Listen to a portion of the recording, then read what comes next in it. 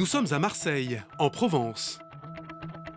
En plein cœur de la cité phocéenne, la maison de vente aux enchères Leclerc. À sa tête, un duo, Damien Leclerc et Delphine Hortz. C'est chouette, hein? C'est super. Aujourd'hui, les commissaires-priseurs organisent une journée d'expertise gratuite pour les Marseillais, curieux de connaître la valeur de leur trésor. Pour sa première visite, ce photographe est venu avec une pièce spéciale. Bonjour monsieur, je vous en prie, asseyez-vous.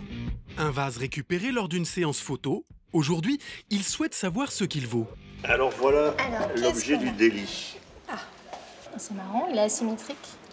Donc effectivement, verre soufflé, vous voyez, il y a des bulles. Voilà, donc c'est un vase qui présente donc des inclusions de cuivre. Hein. Je pense. Alors, donc c'est un vase qui est signé Diettmann, donc le nom du verrier. Et donc si on tourne de l'autre côté, ici vous avez Fantillon, qui est le nom de la série. Ce vase fait partie de la série des Fentes. Une collection de 15 pièces réalisée au début des années 90 par l'artiste suédois de renom Erik Diettmann. Ici, on va. Alors, le CIRVA, c'est intéressant parce que justement, ça a été fait à Marseille. C'est à Marseille, oui. Ouais. C'est le Centre international de recherche sur le verre. Donc, ça, c'est un vase qui est intéressant à vendre, en tous les cas, ici à Marseille. Voilà, donc l'estimation pour ce vase, donc 1200 à 1500 euros. Donc, elle pourra être inclus dans notre prochaine vente d'art contemporain. Voilà. Parfait. L'estimation, c'est celle que j'attendais, ou que je pressentais, on va dire. On attend toujours plus, mais bon, là, je pressentais ça, donc ça va. C'est pas pire que ce que je craignais. Il est l'heure de s'intéresser à un nouveau particulier. C'est une pendulette à répétition, sonnerie, minute. C'est le top horloger. Ses autres trésors, discrétion oblige, ce monsieur les a gardés bien à l'abri dans ses poches. Voilà. Un bracelet Cartier, c'est le modèle puzzle, parce que ça évoque des pièces de puzzle, vous voyez. Et là, vous avez une chaîne en or 18 carats et cette petite curiosité là, d'origine indienne, à mon avis. Bonjour. Bonjour. Vous venez pour les expertises des bijoux? C'est ça. Allez, je vous en prie, asseyez-vous. Pour l'expertise des bijoux en or, Delphine Hortz va procéder par étapes. Tout d'abord, la matière. Vous avez deux ors, donc l'or rose et or jaune. On voit très bien le nom de l'orfèvre, Chimento, et donc le pendentif en pierre dure. Voilà. Donc là, vous avez le poinçon, effectivement, 750. Donc c'est un poinçon italien. Il faudra le faire recontrôler si on le passe à la vente. Car pour vendre un bijou en or en salle des ventes, il faut le faire certifier avec un poinçon français. On va le peser, environ 60 grammes, 62 grammes. Donc effectivement, nous on le vendra au poids de l'or. Voilà. Après c'est 20 € le gramme en ce moment. Ça fait 1200. Voilà, quoi. 1200, rajouter un petit peu pour la pierre dure. Ah, ça fait 1500, ouais. Voilà, ça fait à peu près 1500 d'estimation. D'accord. Conseil d'expert. Les différentes couleurs de l'or n'influent pas sur sa valeur. Ainsi, un bijou en or jaune aura la même valeur qu'un bijou en or rose du même poids.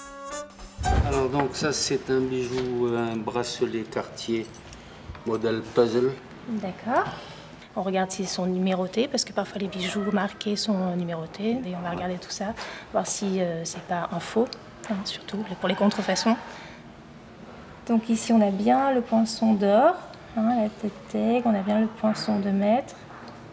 Donc on va peser maintenant le bracelet. Donc voilà, le poids, à peu près 40 grammes. 40 grammes. Voilà. Les bijoux façonnés par les orfèvres français de renom bénéficient d'une cote particulière. Là il s'agit d'un joaillier. Donc ça ne va pas être vendu au poids de l'or, vous imaginez bien. Donc il faut mettre une estimation qui est plus élevée, donc aux alentours des 1500 €. Voilà. Le propriétaire est satisfait, mais l'objet dont il attend beaucoup, c'est cette horloge sonnerie minute. Ici, par une simple pression sur le bouton, un carillon indique les heures, un autre les minutes, un dernier les secondes. Démonstration.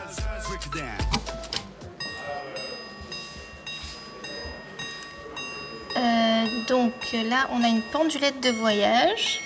Sonnerie minute, à la Voilà. demande. qui est donc signé Kendall et compagnie. Donc vous avez le socle qui est en ivoire et les petits pieds qui sont en or.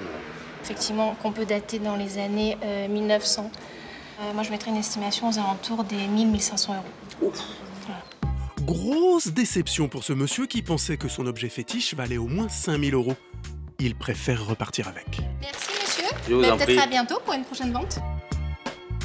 C'est maintenant à notre deuxième commissaire-priseur, Damien Leclerc, d'expertiser des objets pour le moins exotiques.